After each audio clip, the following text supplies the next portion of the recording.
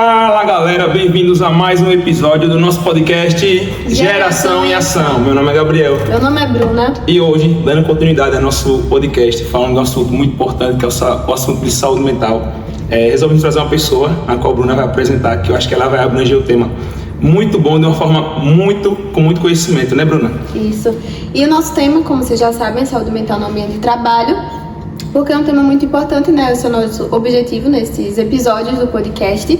E a gente trouxe aqui a psicóloga do Senac, Rose. E eu gostaria, Rose, que você se apresentasse, né, um pouco sobre você e sua história pessoal também.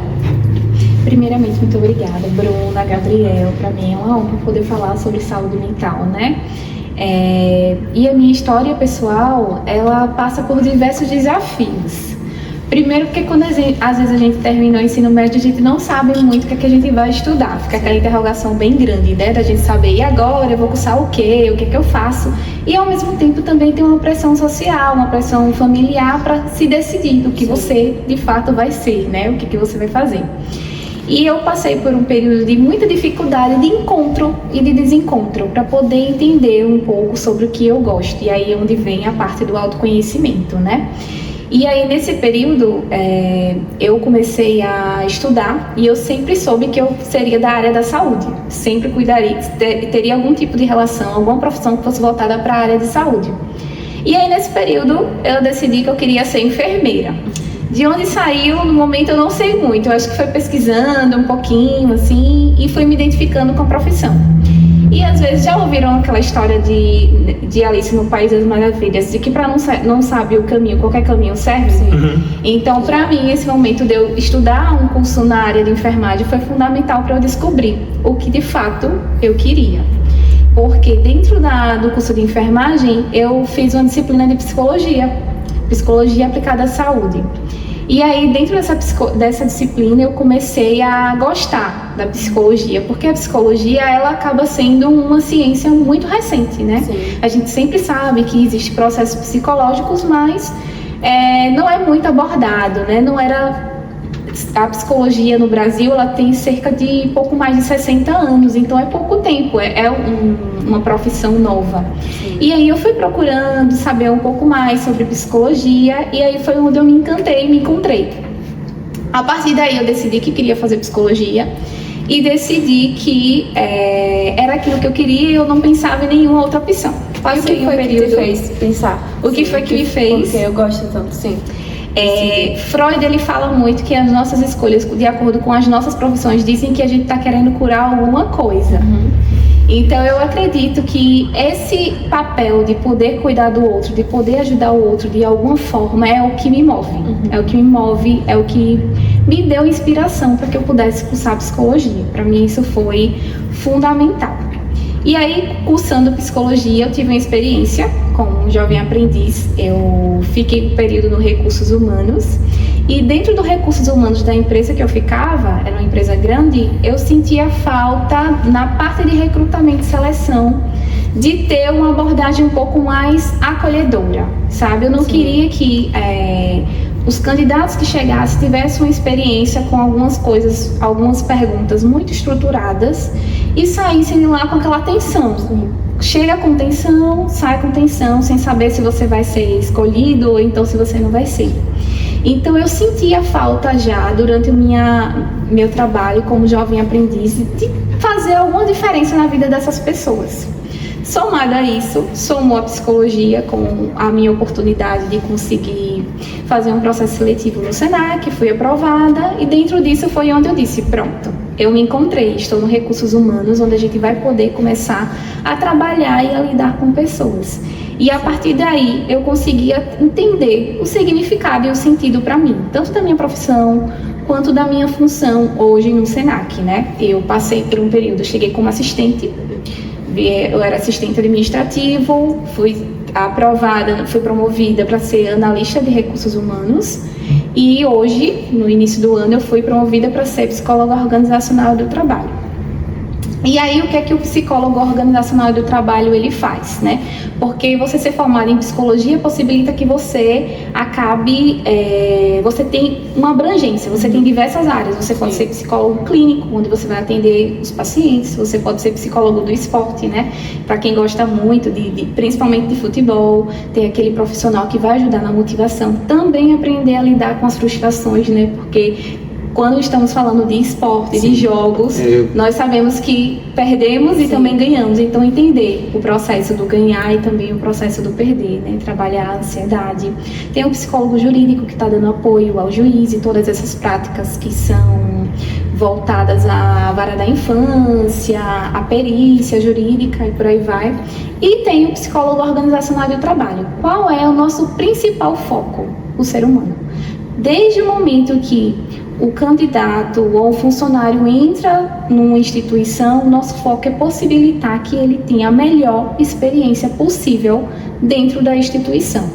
Desde o processo de recrutamento, quando nós abrimos um processo seletivo, nosso foco é que diminuir a tensão, mitigar os impactos, porque afinal, quando a gente está sendo avaliado, quando nós nos candidatamos a um processo seletivo, nós vamos com medo, ansiosos, porque a gente não sabe o que nos espera, nós não sabemos, muitas vezes pode ter uma prova que pode nos deixar ansiosos. Então, o papel do psicólogo organizacional é possibilitar formas para que esse candidato, ou então funcionário, ele se sinta cada vez mais acolhido. Esse é o nosso foco dentro da instituição, na parte de recrutamento e seleção. Outro ponto também é cuidar da saúde do trabalhador, e eu abranjo não só a saúde mental, a saúde física, né? Porque é um conjunto, né? Não é só a saúde mental, não precisa só se cuidar da saúde mental, mas também da saúde física como um todo. Então, nós olhamos questão de equipamentos de proteção individual, se esse colaborador ele é exposto a situações de estresse, como nós podemos mitigar, né? Avaliação de riscos psicossociais, avaliação psicológica e por aí vai. É um leque assim de oportunidades, mas de um modo geral visando uma melhoria na saúde mental, física, né, e social do trabalhador. Isso já é muito bom, porque nem todas as empresas, né, pensam nessa questão, né? Então já ter ali a pessoa já para pensar nisso, já deixa a pessoa mais confortável também, né? Sim, exatamente. E dentro disso, além do papel do psicólogo organizacional do trabalho na área da saúde, também vem nas situações de prevenção e, depois do que acontece, intervenção relacionada a assédio moral. É um tema que cada vez mais vem sendo recorrente, né, situações de assédio. Inclusive, tem funcionários que eles, quando desenvolvem a síndrome do burnout, que eu vou falar um pouco mais adiante do que se trata, esses funcionários, muitas vezes, eles estão sendo assediados moralmente, sexualmente. Então, o papel do psicólogo também é contribuir, prevenir, né, enquanto funcionária, fazendo parte da instituição, mas também ajudar a intervir, né, psicologicamente nessas situações em que isso ocorre. Muito importante, além dela falar da síndrome do burnout, né, que é uma coisa que vem afetando cada vez mais os trabalhadores. Uma coisa que ela falou que eu apeguei bastante no começo, né, foi a questão do a gente se encontrar quando a gente está procurando um curso, porque muitas vezes a sociedade quer que você, a sociedade na nossa família em si quer que a gente faça isso, mas às vezes não é isso que a gente quer fazer de fato, e às vezes a gente acaba encontrando um curso que nem era o que a gente ia fazer nem que nossa família, mas que a gente viu que a gente se encontrava. No meu caso, quando eu era mais novo, eu tinha a paixão por matemática, queria fazer matemática, e aí quando surgiu a oportunidade de fazer matemática, não deu certo, acabei fazendo o que? Administração, mas que é um curso que eu também gosto bastante. E voltando assim, o que é que você entende assim, sobre saúde mental? Se você fosse para dar um significado em si, o que seria saúde mental para você? Para mim, a saúde mental, eu vou citar a Organização Mundial da Saúde, né? Geralmente, quando nós perguntamos o que é saúde como um todo, a gente sempre atrela ao bem-estar físico, né? Mas eu expando, né? Saúde mental, seguindo a orientação da Organização Mundial de Saúde, ela é um bem-estar vivido pelo indivíduo. E dentro disso a gente precisa frisar alguns pontos. Esse bem-estar não se diz respeito só à parte psíquica. O bem-estar é um conjunto de fatores, ele é uma característica da biopsicossocial. Por quê? além de ser uma característica biológica, é também pensado na parte física, na sociedade, como é que esse indivíduo, né? A gente fala muito de saúde mental, mas como é que nós vamos ofertar saúde mental para as populações que não têm condições de pagar uma psicoterapia? Então, a saúde mental, ela, infelizmente, hoje, ela não é disponibilizada para todos. Né? Então a gente precisa entender que a saúde mental ela envolve diversos fatores, são vários contextos e é um bem-estar vivido pelo indivíduo. Esse indivíduo, com a saúde mental, esse indivíduo ele pode desenvolver habilidades pessoais para poder lidar com as adversidades que ocorrem durante a vida, né? Na vida sempre vai surgir algum desafio, alguma problemática, algum momento do luto em que você vai estar lá, se deparar com esse problema. E a vida, a saúde mental é sobre isso. Não é que você vai evitar que surjam as adversidades, mas você vai aprender a lidar com as adversidades e seguir com resiliência. Sim. É que você falou que não é uma coisa que é acessada para todos, mas isso já vem de que nem é debatido direito, né? Tá começando a debater agora, então por isso que não tem nem medida suficiente para todos, então realmente a questão bem complicada. Mas assim, qual a importância de ter a saúde mental e de falar desse tema assim, para você? Tanto no âmbito pessoal como também no âmbito profissional, se você puder citar os dois âmbitos para a gente ter uma visão. Qual a importância assim, desse tema?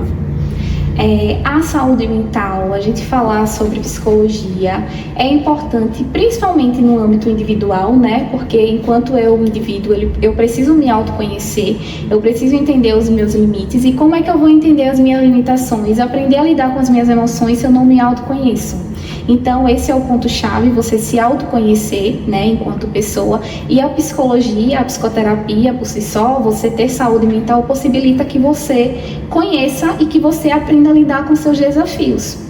Além disso, aprender a controlar suas emoções, a regular suas emoções, a entender e a lidar com as habilidades sociais, desenvolver habilidades sociais dentro de uma sociedade e também reduzir conflitos, né? Quando você passa a se comunicar de forma assertiva, quando você passa a se autoconhecer, você também passa a lidar com a sociedade de forma assertiva. Além das características, né, dos benefícios individuais, nós também temos dentro de uma profissão, porque é recente, né, a ideia que nós tínhamos, tem um problema, deixa em casa, né, você não pode levar esse problema para o trabalho. Mas se eu sou uma pessoa que eu tenho problemas em casa, como é que eu vou me dividir e esquecer tudo que eu estou sentindo no trabalho? Não, a vida pessoal, ela reflete. Então, a saúde mental, ela é importante também para o indivíduo, para que ele possa distinguir e separar, porque às vezes se eu estou com algum sofrimento individual, algum sofrimento interno, isso vai refletir na produtividade do meu trabalho. Então eu posso ficar desconcentrada, eu posso ficar sem foco, eu posso ficar com desesperança, com sentimento de fracasso, de incompetência. Então você veja que uma coisa acaba afetando a outra. Por isso que é importante que a saúde mental ela já tem que começar dentro da vida pessoal do sujeito, dentro da vida pessoal, para que a empresa, né, ela também chegue com essa ideia, né, de reforçar, ser uma rede de apoio mesmo, para que ela venha trabalhar com prevenção de saúde mental, venha falar com regularidade, né, porque como você falou, Bruna, a gente não fala muito sobre isso, né? Sempre tem isso de não levar, né? E aí às vezes a pessoa faz, como é que eu não levo? Já que estou com esse problema, como que eu vou chegar no trabalho e não levar o vice-versa, né? Levar o trabalho para casa, como é que eu não vou fazer isso? A pessoa nem sabe lidar. Isso, e acaba tendo essa confusão de papéis, né? Eu levo o trabalho para casa, em contrapartida eu também levo meus problemas pessoais para o trabalho. E o que é que acontece? Como eu não sei separar, eu posso adoecer. Como eu não sei separar, como eu não aprendo a lidar com os meus problemas pessoais, eu também posso levar para a empresa e a empresa também pode trazer outras questões, né? Por isso que é importante saúde mental na empresa. E muitas vezes as pessoas podem falar, os empresários, dizer, mas isso não traz nenhum tipo de benefício econômico para mim. Se eu tenho um trabalhador que ele está adoecido, ele vai se afastar e eu preciso contratar alguém para repor. Então o custo ele aumenta. Eu preciso contratar, eu preciso entrar num processo de recrutamento e seleção para avaliar, treinar essa pessoa. Então tem custo de recrutamento e seleção, de treinamento e desenvolvimento para você contratar essa pessoa. Então, assim, é um custo, né? Quando a gente adoece, quando um trabalhador adoece, é um custo para a empresa, né? E além disso, a empresa pode acabar ficando com a imagem negativa, né? O que é que está acontecendo que esses trabalhadores estão adoecendo e não estão tendo nenhuma rede de apoio dentro da empresa, né? Qual está sendo o papel da empresa dentro dessa situação? Sim. E você falou sobre essa questão, né, de levar o trabalho para casa, acabar adoecendo e entrando assim no burnout, né? Para a gente entrar nesse assunto, o que seria a síndrome de burnout? Você pode explicar um pouco?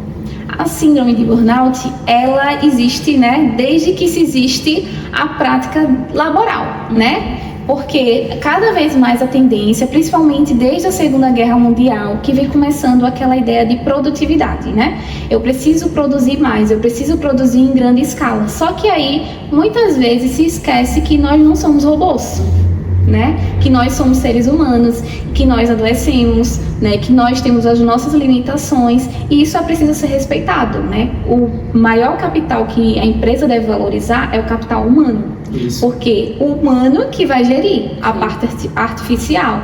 Então, a partir do momento que esse colaborador ele está com fadiga, é constante essa fadiga, essa sensação de insuficiência, está tendo sobrecarga dentro do ambiente de trabalho, muitas vezes até não sabe dizer não, então acaba aceitando muita demanda com medo de dizer não, né? De impor seus limites. Jornadas e horários excessivos, passa a hora extra, não é recompensado. Então, assim, não há valorização. Muitas vezes também gestores tóxicos, né, que acabam criticando, que acabam rebaixando, que acabam constrangendo e humilhando esse trabalhador. Então, essa soma é um conjunto de fatores, é um esgotamento emocional. É quando aquele trabalhador, ele vê ali que ele não tem saída. E essa é uma prática que pode começar inicialmente, né, com sintomas mentais, mas também evoluir para algo físico, né? O corpo, ele começa a reagir. Tem uma síndrome que ela é popular, né? Ela não é cientificamente comprovada, mas é a síndrome do fantástico. Por que é a síndrome do fantástico? Porque o fantástico, no domingo, né? Você vê que ele é todo domingo e ele é uma tradição, né? O fantástico tá há muitos e muitos anos, né, apresentando o programa naquele horário específico. E geralmente, quando acaba o Fantástico, é quando você percebe que o seu domingo acabou, que segunda-feira é o momento de você começar de novo o seu trabalho. Então, a síndrome do Fantástico, ela vem justamente para isso, porque quando um trabalhador ele está passando por alguma síndrome de burnout, é comum que ele tenha a síndrome do Fantástico. Por quê? Se eu percebo que o meu domingo já se encerrou e na segunda eu tenho que voltar para minhas atividades laborativas, eu começo a ter uma crise de ansiedade, eu começo a ter cefaleia, né, que é a dor de cabeça, eu começo a ter algum tipo de febre, eu começo a ter sudorese, palpitações, já é o corpo se manifestando, já é o corpo reagindo de quanto que esse ambiente não está fazendo bem para a pessoa e pode se desenvolver mais. A síndrome de burnout, ela pode também se desenvolver numa ansiedade generalizada, pode se desenvolver em um ataque de pânico, pode se desenvolver em uma depressão. Então, a síndrome de burnout é algo que precisa ser levado a sério, né? Tem que ser tido como prioridade. Cada vez mais os trabalhadores precisam conhecer o que é, né? Porque muitas vezes a pessoa pode estar vivenciando isso e ela não sabe, né?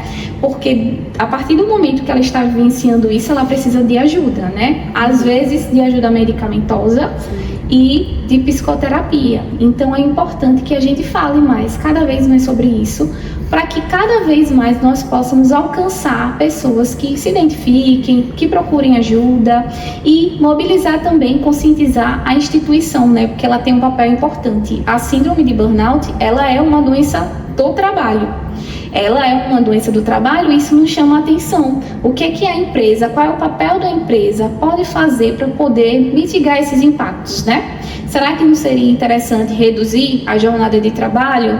Será que não seria interessante ver políticas para que esse trabalhador tenha a oportunidade de ter atendimento psicológico? Pode ser feito parcerias com universidades que atendem gratuitamente, com o objetivo de poder acolher esse trabalhador e encaminhar para um tratamento específico se for diagnosticado. Sim.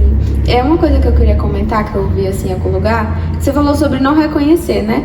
E é muito interessante porque não é só quando você não gosta daquele trabalho, às vezes você, por gostar demais, você pode ter uma síndrome de burnout, porque você está trabalhando, você gosta de fazer aquilo e você mesmo vai dizer, é o que eu gosto, né? Então você vai trabalhar e pode ter até a síndrome de burnout, né? E não reconhecer. Então acho que não é só quando você não gosta do que faz, né? Quando você gosta também é perigoso. Exatamente. E aí eu gosto muito de falar um ponto sobre isso, que a gente precisa ter um equilíbrio da nossa vida, no nosso trabalho e na nossa vida pessoal. Muitas vezes nós passamos uma boa parte do nosso dia a dia mais no trabalho do que em casa, com a nossa família, com os nossos amigos e por aí vai. O que é que acontece? Precisa-se ter esse equilíbrio, né? Quando a gente vai se identificar, geralmente, eu me identifiquei para você, eu não falei de fato quem eu era, eu falei a minha profissão. Quem eu sou eu gosto de viajar, gosto de dormir, gosto de cozinhar e por aí vai.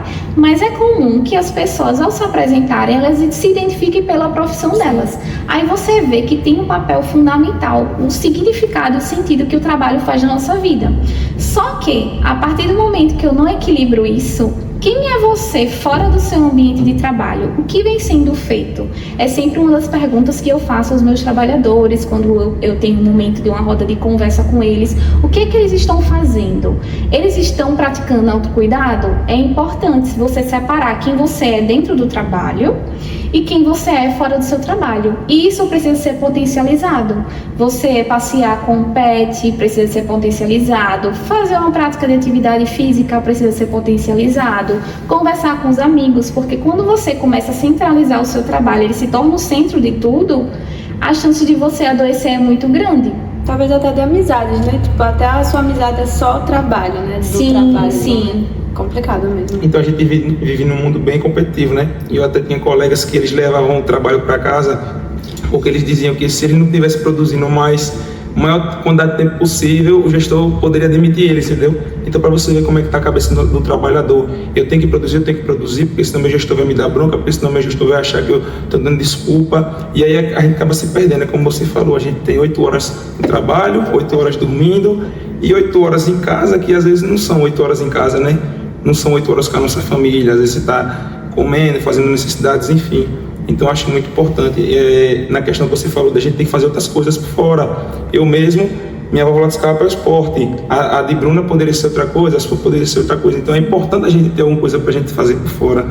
E na questão agora que eu queria tratar de depressão e ansiedade, que a gente vive numa sociedade muito imediatista, a gente quer tudo para agora, tem que viver o agora intensamente, e também tem a questão de se apega a coisas do passado e fica muito ansioso a coisas do futuro. Como é que você vê a nossa sociedade hoje em dia com relação à depressão e ansiedade?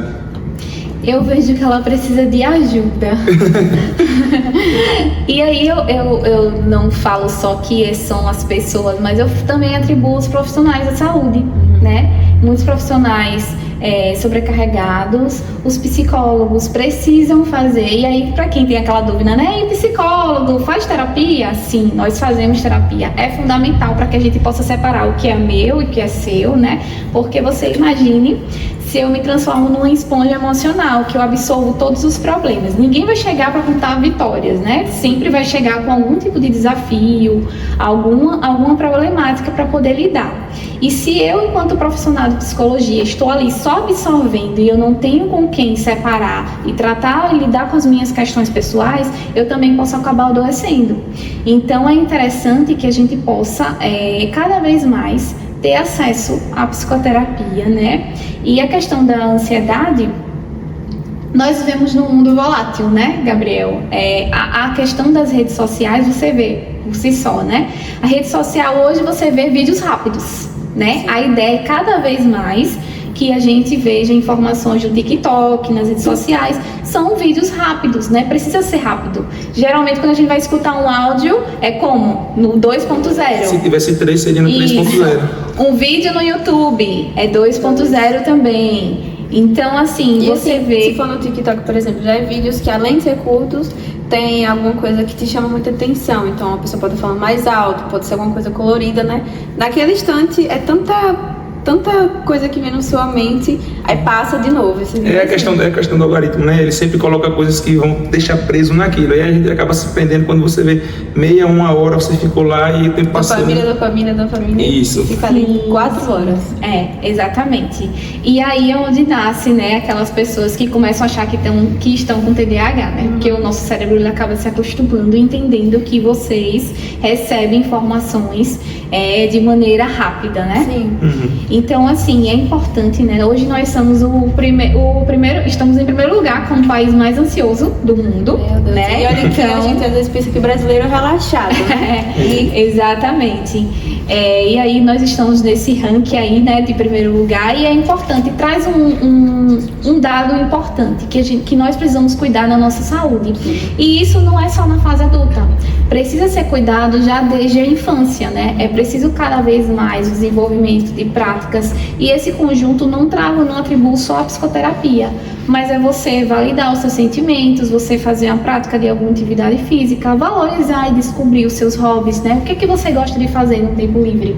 Isso é importante. Não é que ele vai assumir um papel de uma terapia, mas ele é terapêutico, ele ajuda dentro desse processo. É tanto que eu, quanto psicóloga, eu recomendo aos meus pacientes que eles pratiquem atividade física, que eles tentem desenvolver e descobrir alguma coisa que eles têm mais afinidade e validar e valorizar isso.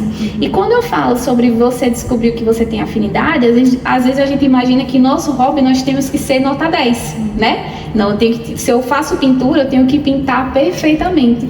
Não, só que o hobby é pra gente fazer algo que a gente se sente bem. Você não vai trabalhar com o seu hobby. O hobby tem que ser um momento em que você está fazendo algo que está te fazendo bem, que está te deixando relaxado. Então, para a gente poder lidar, entender um pouco mais a ansiedade, eu acredito que nós precisamos também entender as suas diferenças. Porque é normal que eu aqui esteja ansiosa.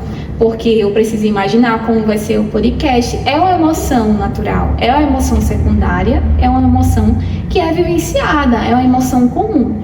Mas a partir do momento em que essa ansiedade ela se torna algo em que eu não tenho controle, que eu não entendo, que não tem nenhum tipo de evento, por exemplo, eu tenho uma justificativa, eu estou no momento de uma gravação de um podcast. Mas a partir do momento que eu não tenho nenhuma justificativa, não tenho prova, não tenho apresentação, e eu começo a estar com constante sensação de angústia, né? Uma angústia profunda, eu começo a ter palpitações, eu começo a ter sudorese, é um sinal de que algo não está indo bem, é um sinal de que eu preciso cuidar da minha saúde, procurar ajuda. Então, é importante que a gente conheça também um pouco mais a ansiedade, porque geralmente tem aquela ideia de, principalmente com o advento das redes sociais, de achar eu sou ansioso, ou então eu tenho TDAH, aquele autodiagnóstico, né? E é importante entender de fato o que é ansiedade, né? O que é uma ansiedade patológica, né? Porque a ansiedade é normal que você sente no dia a dia, ela não precisa de tratamento, é normal, é só aprender a lidar com essas emoções. Mas a ansiedade patológica ela precisa de tratamento e muitas vezes envolve psicoterapia e medicação. Sim. E assim, a depressão, como seria os sintomas dela, assim? E me explicar um pouquinho. Sim. A depressão, ela é um sintoma de um humor persistente, né? Você sente apatia, uma sensação de desamparo, você tá como se tivesse um momento de vazio, um esgotamento, você tá se sentindo vazio, né? E tem uma característica que é muito interessante na depressão, é que você fica em estado de anedonia. O que é a anedonia? É quando aquelas atividades que você fazia, por exemplo, você sair com seus melhores amigos, que é algo normalmente agradável, você não sente prazer, você não sente nada, você fica num estado de não estou sentindo. Você não sente tristeza, você também não sente alegria. Então, essa é uma característica muito fundamental para se fechar o diagnóstico de depressão, né? A anedonia. Além disso, também tem a fadiga, perda de apetite, né? Você pode perder ou então aumentar o apetite, pode alterar o seu peso, uma sensação de desesperança. Pensamentos suicidas, você começa a ter alguns pensamentos negativos, né? Você pode desenvolver, além disso, um nervosismo, uma tensão a todo momento. Então, a depressão, ela tem diversos fatores, né?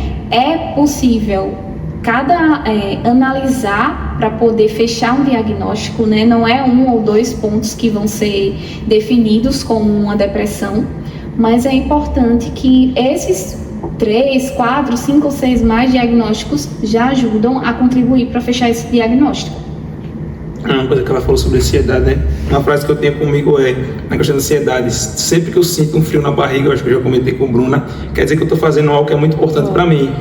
Então, assim, eu já consigo já lidar melhor com isso, na questão da ansiedade, né? E uma coisa assim que eu queria falar, já citando para a parte profissional de psicologia, quais são os maiores desafios que você encontra, principalmente para lidar com os pacientes, né, hoje em dia? Porque tem pessoas que são mais fechadas, tem pessoas que elas não gostam em si de citar seus problemas. Quais são os desafios que você mais encontra, assim, mais comuns? Sim. A questão da ansiedade, né, é uma angústia muito profunda, porque às vezes a gente quer ter controle das coisas, isso, né? Pensar no futuro, saber imaginar como vai ser você depois que terminar o seu curso, como vai ser você na sua profissão. E a ansiedade, o ponto-chave é a gente entender que a gente não tem controle sobre tudo, né? Eu tenho controle sobre as minhas emoções, eu tenho controle sobre o meu comportamento, como eu vou reagir diante de uma situação, mas eu não tenho controle sobre qual vai ser a sua reação. Por exemplo, eu estou aqui agora, estou fazendo. Eu espero, né? Eu desejo que vocês estejam gostando. Só que eu não tenho controle sobre isso. Um de vocês pode estar entediado ou pode estar animado. Eu não tenho controle sobre isso. Então não me cabe fazer essa interpretação. Na psicologia a gente também fala sobre a diferença entre fato e interpretação. O fato é que eu estou me perguntando, será que vocês estão gostando? Mas a interpretação eu nunca vou saber qual é a realidade de vocês. A não ser que a gente chegue para vocês, justamente. Mas ainda assim não vai ser uma certeza. E ainda não vai ser uma certeza. E eu nunca vou ter essa certeza. E a única certeza que nós podemos ter na vida é de que ela vai mudar. Eu estou num momento que eu estou triste e daqui a pouco eu vou estar alegre, daqui a pouco eu vou estar com raiva, daqui a pouco eu vou estar entediado e vai voltar a tristeza de novo. Então, a ansiedade, o ponto-chave é a gente poder lidar com as incertezas da vida, porque a vida é incerta. A gente faz um planejamento, nós fazemos um planejamento e muitas vezes começa a surgir adversidades que a gente nem tinha previsto, que a gente nem imaginava. E controle é a gente lidar com o nosso descontrole. Como é que está o descontrole? É dentro disso você fazer uma diversidade, você aprender a entender o papel da vida mesmo e aprender a lidar com essas incertezas. Então, tudo na vida vai mudar a todo momento. Então, o que a gente precisa é se adaptar, ser resilientes e entender que cada coisa tem o seu papel e seguir, né? O que é que você pode fazer com esse atraso seu indo para o trabalho? Atrasou, é uma situação do dia a dia normal, você não tem controle. Mesmo que você saia cedo para ir trabalhar, pode acontecer, um ônibus pode quebrar, o carro pode quebrar, faltou uma gasolina, choveu e aí alagou, engarrafou. Então são várias situações assim e você não tem controle sobre isso. O que você pode fazer com isso? É aprender a lidar com essas adversidades. E aí... Pode continuar. Pode falar. E aí você falou para mim, perguntou um dos maiores desafios. Eu acredito que um dos maiores desafios são os tabus, as ideias, aquela coisa, porque o pessoal muitas vezes vê a psicologia como uma coisa mística, né? Por exemplo, imagina que, será que ela está vendo, lendo nossos pensamentos, ou o que ela acha, será que ela está me analisando? Vem muito aquelas perguntas assim. E eu acho que, além disso, do papel da psicologia, às vezes a dificuldade da sociedade entender que a psicologia, ela é uma ciência, né? Tudo que eu estou falando para vocês tem um embasamento científico, assim como a medicina, assim como a educação física, a fisioterapia e por aí vai. Então, muitas vezes, algumas pessoas acabam levando para um lado de uma coisa, sabe, uma teoria, uma coisa mais cósmica. Então eu acho que é uma quebra, né? Eu vejo que nós evoluímos bastante, né? É tanto que hoje eu estou falando aqui, talvez há alguns anos atrás a gente não falasse sobre isso, né?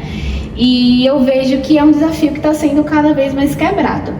A parte de ter um paciente ou um cliente que fale mais, ou então que fale menos, ou mais introvertido ou mais extrovertido, depende muito da técnica.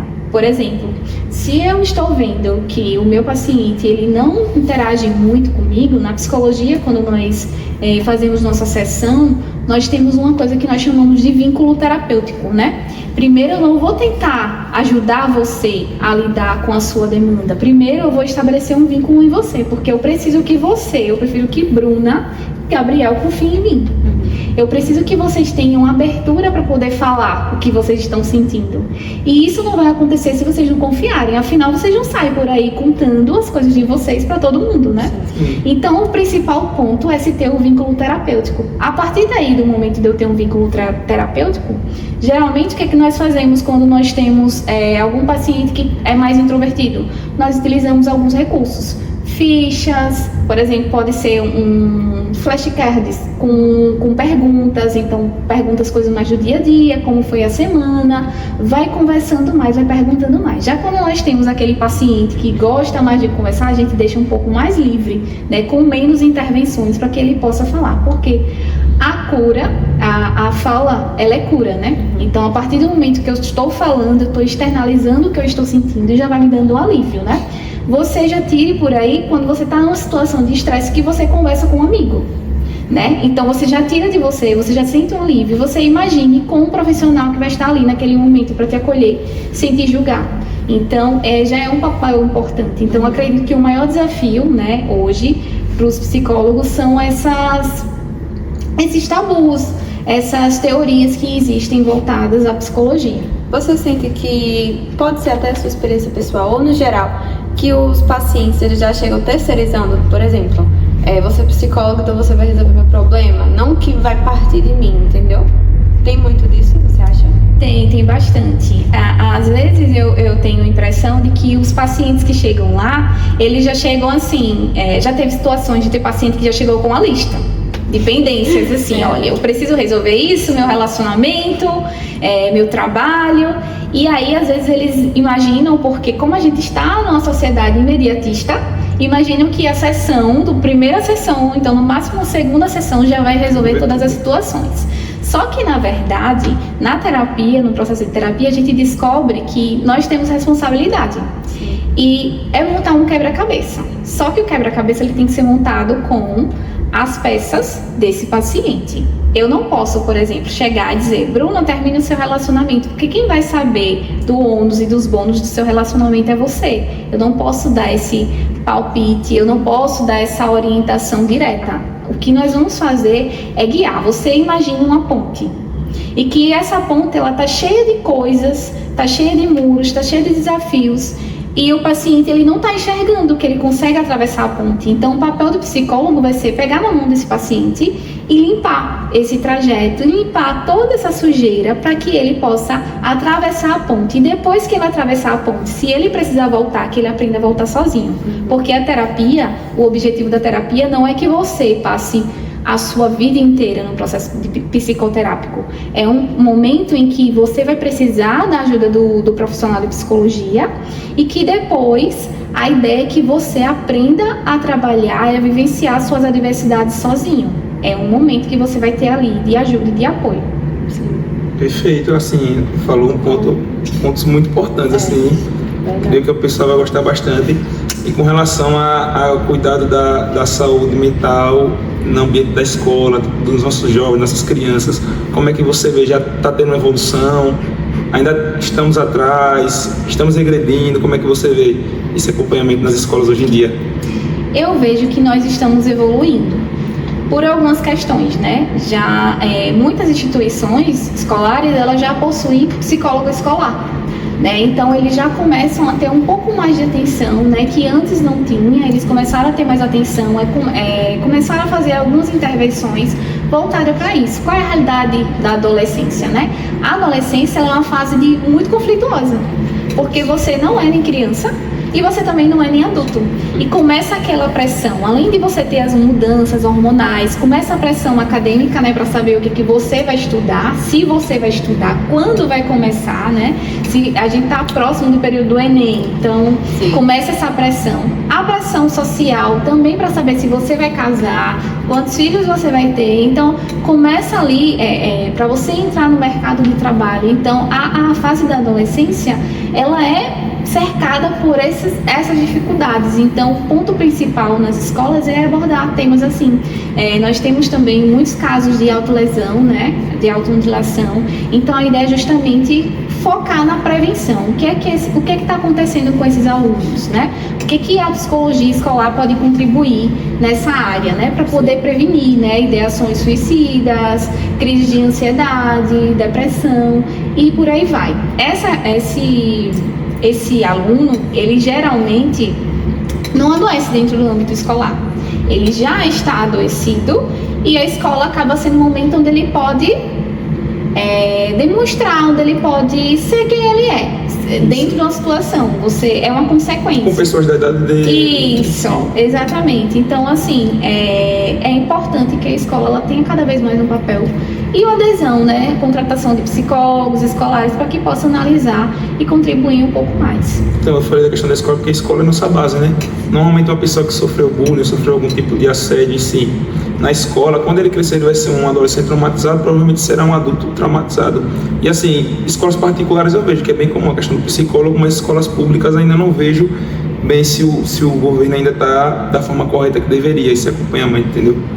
Luna, quer citar mais um ponto? Não, eu queria partir para o tema das redes sociais, porque você tinha falado sobre as emoções, né? Que a gente tá triste, tá feliz, desanimado, animado, e é realmente isso, a gente como ser humano, a gente tem variação no nosso humor, né? Só que eu vejo que com a internet tem que estar sempre feliz, e aí muitas pessoas acabam achando que aquilo tem que ser pra vida delas também, né? Então tem que estar sempre feliz. Então era só pra o que você acha disso, porque eu acho que a ansiedade também vem muito disso, de você ter que sempre estar feliz, né? E a gente já comentou sobre isso, né, Bruno, no último episódio que a gente falou que a internet, todo mundo lá tá sempre feliz o tempo todo, e aí você acaba comparando com a sua vida, às vezes você tem momentos tristes, e aí você vê aquela pessoa e você fala, poxa, fulano faz metade das coisas que eu faço, tá tão feliz, e eu trabalho, me esforço tanto, faço minhas coisas direito e não tô. Por isso que eu digo que às vezes a internet é um conto de fadas, né? Sim, sim.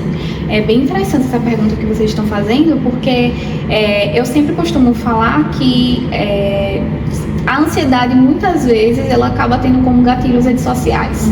Porque você está passando por um momento desafiador e você vê a vida de famosos perfeitas. Às vezes você acorda cedo para trabalhar e você ganha um salário mínimo, enquanto você está vendo famosos, influencers viajando para longe e vive daquilo ali. Então, assim, você começa a se comparar, né? Por exemplo, na adolescência, você está passando por uma fase que seu rosto está cheio de espinha, seu corpo está mudando, você ganha peso, então você perde peso, mas aí de repente você está no Instagram e vê que o corpo de alguns influencers são perfeito e ele está passando pela mesma fase da adolescência. Então, assim, eu costumo dizer que as redes sociais, ela tem as suas vantagens, né, a ideia de interagir, de conectar, mas ela também tem muito ônus, principalmente para quem usa em excesso, né, porque a partir do momento que você utiliza em excesso, você começa a vivenciar aquela realidade, ou então a desejar vivenciar aquela realidade. E aquela realidade, ela não é 100% verdadeira, né? Não tem como você estar 100% feliz, mesmo que você tenha uma vida confortável financeiramente, emocionalmente, não tem como você estar 100% feliz. Mas a ideia que é vendida nas redes sociais é de uma perfeição, né? O meu cabelo é perfeito, o meu corpo é perfeito, eu acordo tarde, eu não trabalho, então eu trabalho, meu trabalho é o emprego dos sonhos.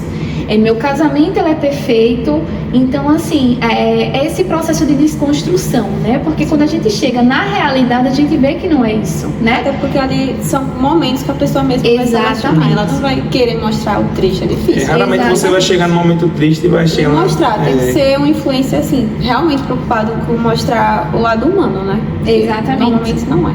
Mas muitas vezes o que vende, né, o que chama atenção é as viagens, aquela vida perfeita, né? Que as pessoas ficam se imaginando na tela, porém ainda está um pouco distante. Às vezes está assistindo indo no ônibus, né? Tá assistindo a vida de alguém que está viajando na Europa. Exatamente, porque como eu falei, o cérebro gosta do bonito. Então, tudo que é bonito, até as pessoas, paisagens, ele vai gostar, né?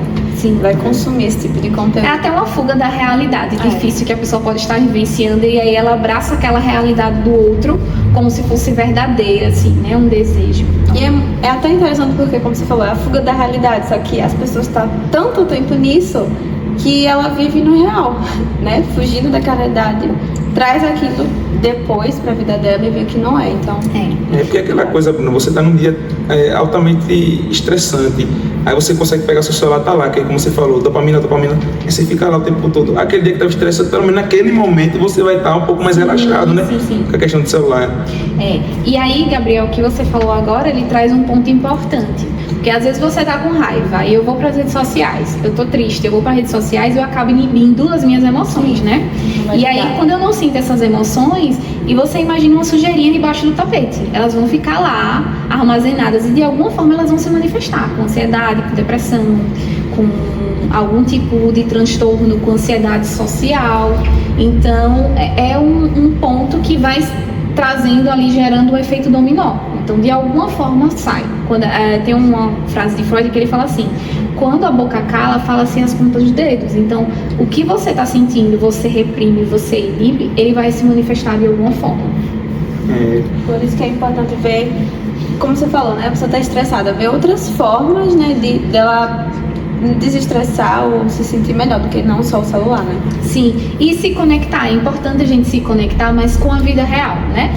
A rede social, a ideia das redes sociais é que a gente tenha contato com as pessoas que moram longe, né? Com os nossos amigos, que a gente não visualiza ali, não vê todos os dias, mas a gente percebe na prática que, na verdade, isso não acontece, né? As redes sociais, elas não estão. A gente olha a vida de outra pessoa, mas não tem essa interação, não tem muito esse contato. Então, a gente precisa se conectar mais com a vida virtual. Às vezes eu passo na escola, às vezes no Senac, e eu vejo todo mundo assim, uns amigos próximos do outro, mas todo mundo no seu celular. E eu percebo o quanto que eles estão conectados com a vida virtual e não com a vida real.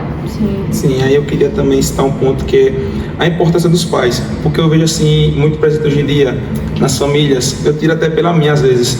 A gente tá reunindo em família e tem aquelas crianças que eles estão bagunçando, eles querem estar no colo do pai, aí o que ele faz? Então me deu o celular, esse menino vai para se distrair. Antigamente deixava brincando, hoje em dia não. Então fica no celular, vai.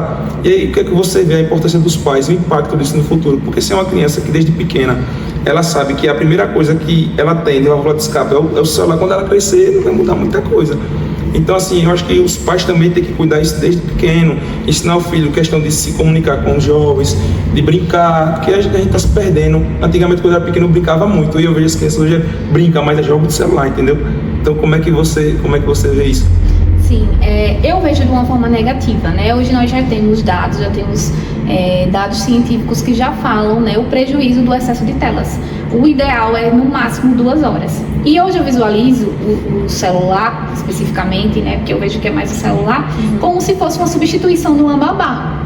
Vocês lembram que antigamente tinha alguém que poderia cuidar de você, e hoje agora é mais fácil você pegar um celular e você quer ter o seu momento de descanso, você dá o celular para essa criança. Só que o que que às vezes esses pais eles não percebem, né? O que muitas vezes eles querem um momento de alívio, né? Um momento de ter ali aquele momento só individual, porque a fase de você criar, né? Você ter uma criança é uma fase em que você começa a abdicar de algumas coisas suas pessoais. Sim. Então, naquele momento que eu passo meu celular para uma criança e ela vai se distrair, vai assistir, vai brincar ali no celular, muitas vezes eu estou dificultando o processo de aprendizagem dela, né? A criança, principalmente, ela tem uma fase de desenvolvimento. Então, a partir do 1º ano e do 2º ano de idade, já começa a desenvolver a fala. Mas se desde os 9 meses eu já estou dando o meu celular para ela, como é que eu vou desenvolver a fala se a minha interação é só nas redes sociais, só nos jogos? Sim. Só, então, muitos dão até o TikTok, né? Para ficar assistindo e tal. Meu Deus então, do céu, assim, traz uma série de prejuízos para o desenvolvimento da criança. Então, o excesso de tela, principalmente a partir de 2 horas, né? O ideal, no máximo, é que seja dado 2 horas. O excesso de tela, ele é prejudicial para todo o desenvolvimento e aprendizagem da criança. Isso é até assim interessante no sentido de pensar que muitos desses pais, eles foram criados sem um celular, né? Então eles brincavam e às vezes as pessoas falam, mas como é que eu vou fazer? Só que elas sabem que elas foram crianças que não foram criadas com esse celular. Só que a sociedade hoje em dia é o quê? Eles passam o dia todo trabalhando, geralmente, né? Agora, os pais, tanto o pai quanto a mãe, né? Aí eles chegam cansados e a melhor forma é dar o celular, né? Pra não ter aquele estresse. Então vai esse ciclo, digamos assim. Virou um ciclo que aí tá gerando essa síntese que você falou, que o Brasil hoje em dia é top 1 no mundo em ansiedade, né? Então é isso.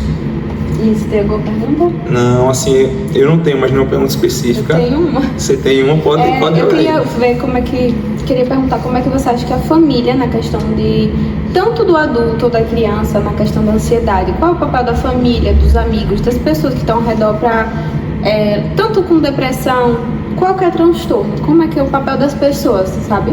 Uma pessoa que está assim. Eu entendo que primeiro de tudo, a gente precisa conhecer, né? Porque é muito comum as pessoas que não conhecem sobre o que é uma depressão, o que é uma ansiedade, dizer que a depressão é frescura, que é falta de Deus, que é preguiça. Na verdade, você é preguiçosa. Então, muitas vezes elas não sabem. Hoje nós temos cada vez mais um aumento de diagnósticos, mas muitos dos nossos familiares provavelmente tinham algum tipo de transtorno e que não foi diagnosticado na época, né? Então, assim, eu vejo um papel fundamental de primeiro conhecer, saber o que é, do que se trata a depressão, do que se trata a ansiedade e ter um olhar de empatia para o outro, né? Porque quando eu tenho um olhar de empatia, a família, ela precisa acolher, ela precisa ser uma base, ela precisa ser uma rede. Então, se eu não me sinto segura dentro da minha família, como eu vou poder expressar como eu estou sentindo? Como eu vou poder falar dos meus pensamentos negativos? Então, assim, é importante que a família, ela tenha essa função, essa finalidade de ser uma rede de apoio para todas as idades. Ter um momento de interação, ter um momento de diálogo, ter um momento de conversa e quebrar um pouco também essa ideia que às vezes nós temos de que a família você tem que aceitar que ela é de todo jeito, independente do que ela seja. A gente precisa também entender que tem famílias e famílias. Tem famílias em que a gente vai se sentir mal e tá tudo bem. Tem pais que vão nos fazer mal e tá tudo bem, mas muitas vezes a gente cresce com a ideia de não, eles estão fazendo mal, mas mesmo assim eu preciso aceitar porque eles são os meus pais. E quando você começa a se conhecer, você também percebe que você precisa impor os limites e para todo mundo, porque quando eu deixo de me amar, ou então quando eu não demonstro o meu amor, eu também estou dizendo como as pessoas podem me tratar. E toda vez que eu digo não para mim, porque eu quero dizer o sim para outra pessoa para não machucar, eu estou também negando, uma parte de mim também se perde. Então, assim, se teve alguém que pediu, venha fazer alguma coisa, e você aceitou sem você ter vontade nenhuma, você está dizendo não para você. Você está deixando de se priorizar.